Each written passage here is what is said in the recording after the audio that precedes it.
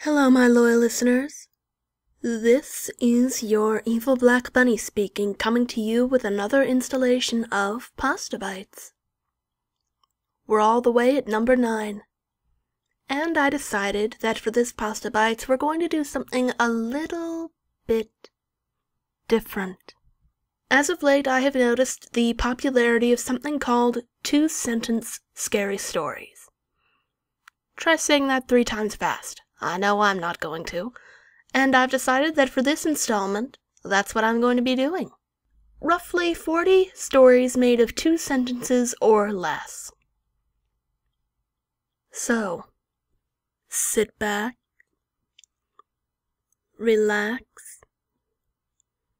shut off the lights, and ignore the biting at your ankles. They just want to play. It sat on my shelf, with thoughtless porcelain eyes, and the prettiest pink doll dress I could find. Why did she have to be stillborn?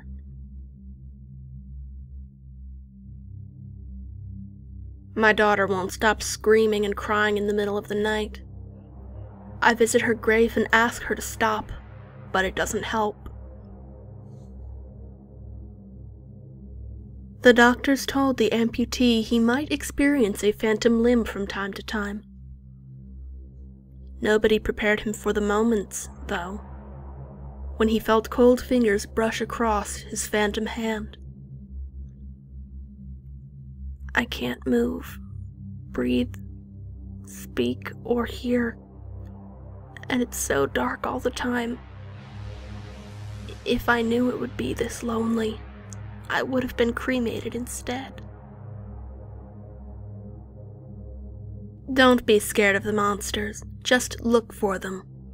Look to your left, to your right, under your bed, behind your dresser, in your closet, but never look up. She hates being seen.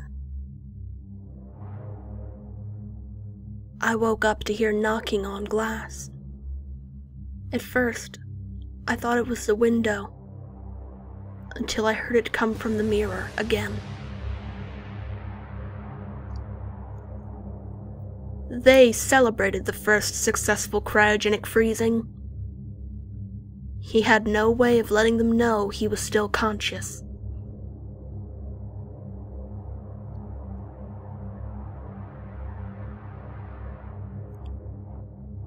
She wondered why she was casting 2 shadows. After all, there was only a single light bulb.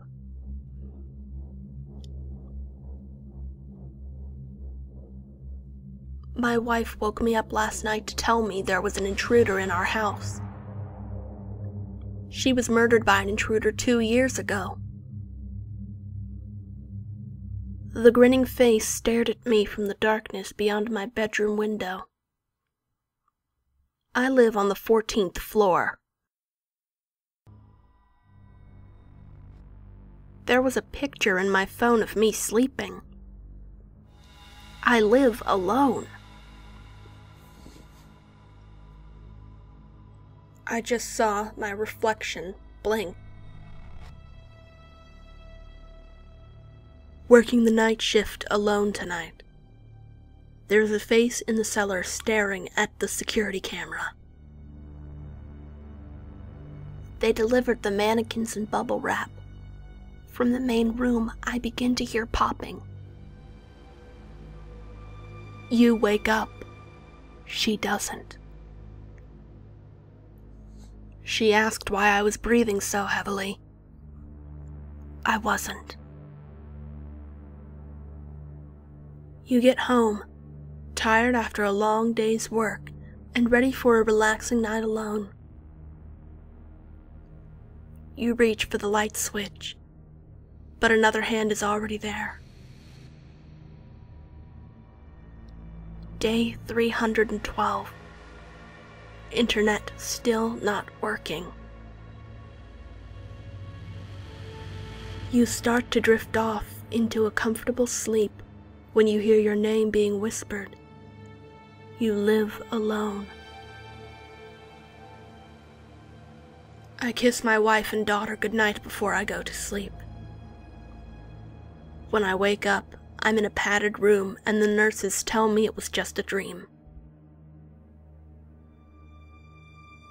You're laying in bed, and with your feet dangling out of the covers, you feel a hand grab your feet. The funeral attendees never came out of the catacombs. Something locked the crypt door from the inside.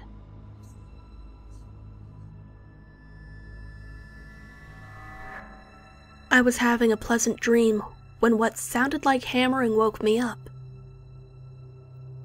After that, I could barely hear the muffled sound of dirt covering the coffin over my own screams. The last man on earth stood alone in a room. There was a knock on the door.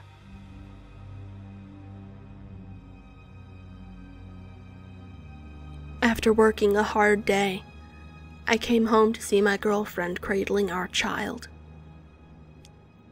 I didn't know which was more frightening: seeing my dead girlfriend and stillborn child, or knowing that someone broke into my apartment to place them there.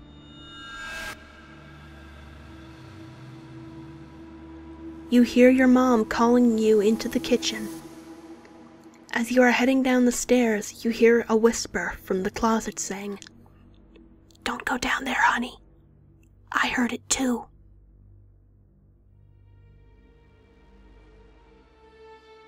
Nurse's note: born 7 pounds, 10 ounces, 18 inches long, 32 fully formed teeth, silent, always smiling. She went upstairs to check on her sleeping toddler. The window was open, and the bed was empty. The longer I wore it, the more it grew on me. She had such pretty skin. "I can't sleep," she whispered, crawling into bed with me. I woke up cold, clutching the dress she was buried in. You hear the scream across the hallway, but your eyes won't open and you can't move. Being the first to respond to a fatal car accident is always the most traumatic thing I see as a police officer. But today, when the crushed body of the little dead boy strapped in his car seat opened his eyes and giggled at me when I tried to peel him out of the wreckage, I immediately knew that today would be my last day on the force.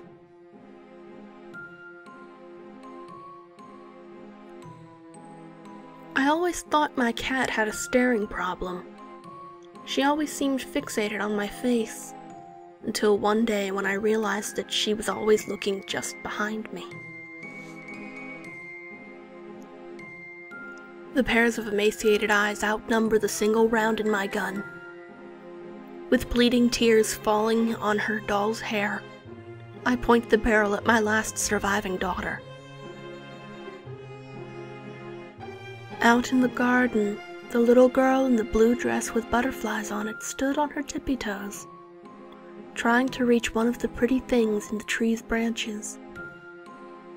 When the corpse began to swing at her touch, she laughed merrily. I thought my no soliciting sign on the door would take care of the problem. How was I to know death is illiterate?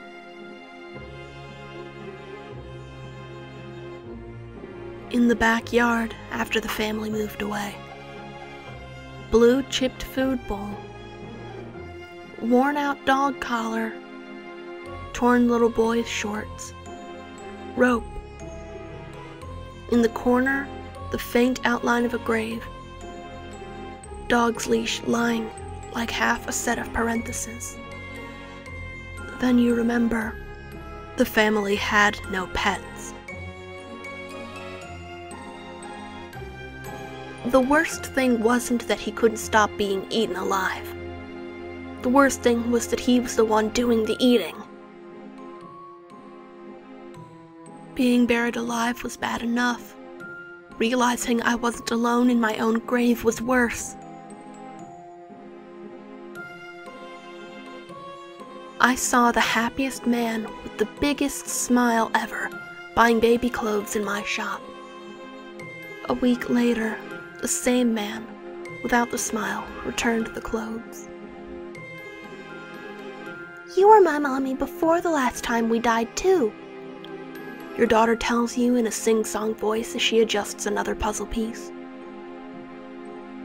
The light in her eyes seems to go out a moment later as she whispers to you, "It's going to be much more painful this time."